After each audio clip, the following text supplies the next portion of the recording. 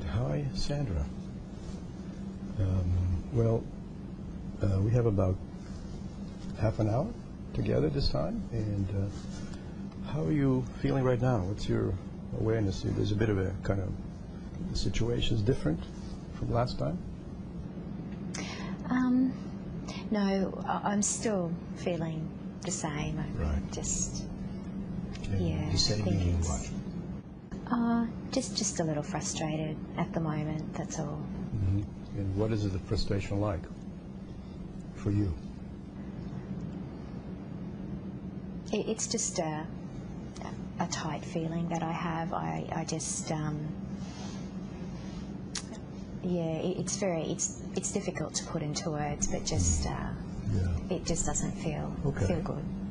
So let's shift it to your body. Where in your body you feel this tight feeling? I think it's in my chest. So that's the heart area. It's the feeling around the heart. Yeah, right.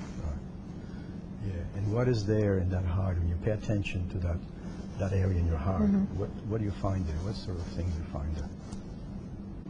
Yes, it's just a really just a compressing feeling. Just. I noticed that you have been saying it when you talked about your feelings, and I would like to suggest if you can say I instead of it, and see what happens in your body.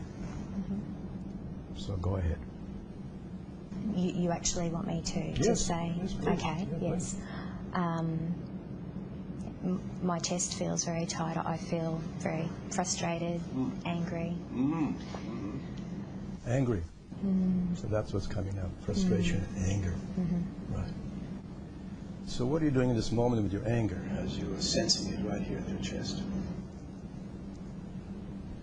In this moment. I'm just accepting it. It's so just there. And once you accept that anger inside you, what else do you do with that anger? Having accepted it.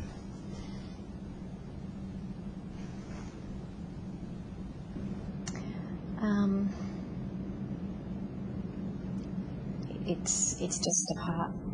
It's just a part of me. Okay. Yeah. You're noticing you're saying it again?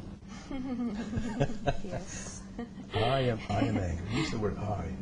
It's a thing that to acknowledge this is you, not something out there. We do that a lot. When you think of something very strong, you put it out there. Okay.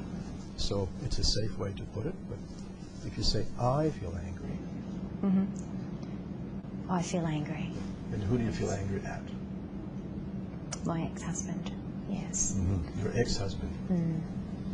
Sandra, having just explored some of your feelings around the situation you have, I'm going to suggest that you speak to Jeff on an empty chair.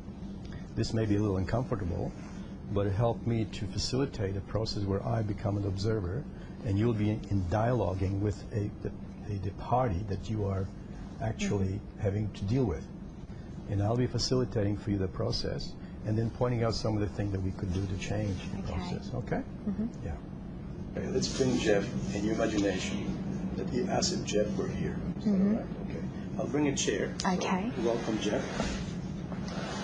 I welcome Jeff. You don't have to welcome. And there's Jeff. So imagine his face, how he looks like, how you remember him now. And bring him in your fantasy. And then when you're ready, you just say whatever comes to you at that moment, this moment spontaneously, okay? Okay. Jeff, I feel very frustrated about the situation that you have left me and the children in. I don't think you understand how hard it is at times, and the things that I have to explain to them about this situation. It bothers me that you don't go out of your way to spend extra time with the children, and I really believe that in the future they will come to really resent that and not look at you as their father. I honestly can't understand why you don't want to spend more time with them, and irrespective of what's happened between us and you moving on and so forth, I just don't think that that your children and my children should really suffer in that way. I would like them to have as normal a life as possible and be able to be with both of their parents. And why, you know, what is so important rather than them wanting to be with them, it's just very hard. Okay. Mm-hmm. Okay, so there's a kind of question, you understand why this happened, etc., right? Mm-hmm. So what next thing we'll do, you'll sit over there and you will be Jeff and see what Jeff can answer mm-hmm. to you as to where he is at. That may be a little bit difficult, but let's do a dialogue as if he were here. He's not here anyway. Yeah. So we'll be having a dialogue between Jeff, the imaginary Jeff that you mm-hmm. have, and you in the present here and now. Okay? And what is he saying? Well, go ahead. Okay. I'm suggesting sit over there. Okay. The moment you sit over there, you become Jeff. Okay. And whatever Jeff says to the statement that mm-hmm. you made, go ahead, Jeff. Sandra, I know that it must have been hard on you and the kids with me leaving, and it's not that I don't want to spend more time with them, but I am very busy with work and a few other things that are going on in my life. And Sandra, my children do mean a lot to me, and you know, if I was to spend more time with them, though, when I contact you about it, I don't want you to be short and rude, and I want you to be open to the opportunity. Okay, I'll stop you, Jeff, and say, Sandra, the children really mean a lot to me. Just say that to her again, the statement. Sandra, the children really do mean a lot to me. Okay, so go back to that. So check your frustration now. Do you feel different about him now, that he really cares for the children? And there is mm-hmm. a future maybe with him and them? Mm-hmm. Do you feel that? Yeah. Yeah. So have you any appreciations to Jeff?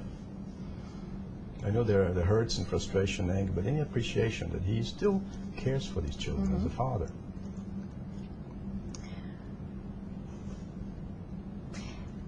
I really don't have any appreciation for that, because the reason that you've given okay. that you're busy, like I'm busy in my life, and I still give our children priority. They still take precedence in my life, and okay.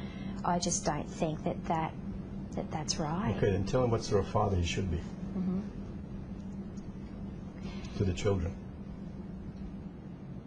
You should be proactive in wanting to see them, and I wouldn't mind if you wanted to see them more than what we have agreed. If there are times when you want to do something spontaneous and see them, then feel free to contact us and see if it's okay. Good. Come over there. You sound like a very good idea. Mm-hmm. Good offer. Is you, Jeff, are you prepared to take that offer on mm-hmm. for the kids' sake?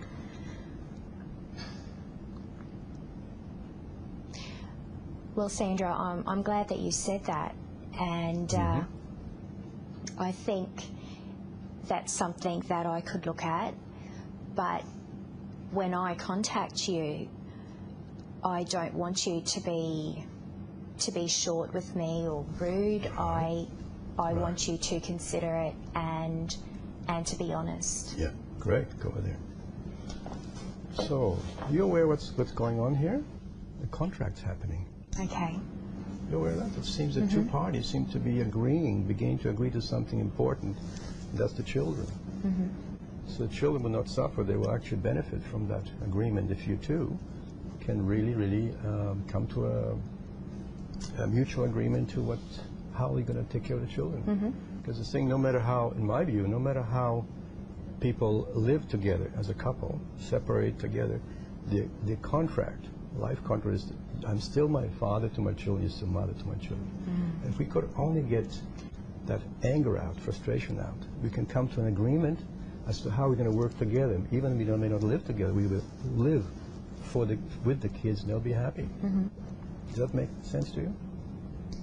Yes. There's a but. But how but. do I? It's a question. Good.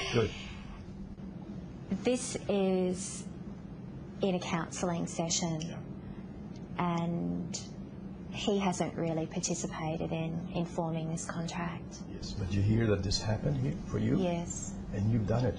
Mm-hmm. So is there something that now you have that you can begin to negotiate with him, no matter how he is? Mm-hmm. Because there's now a new realization that the children need that father and mother. Mm-hmm. How's that for you? Yeah.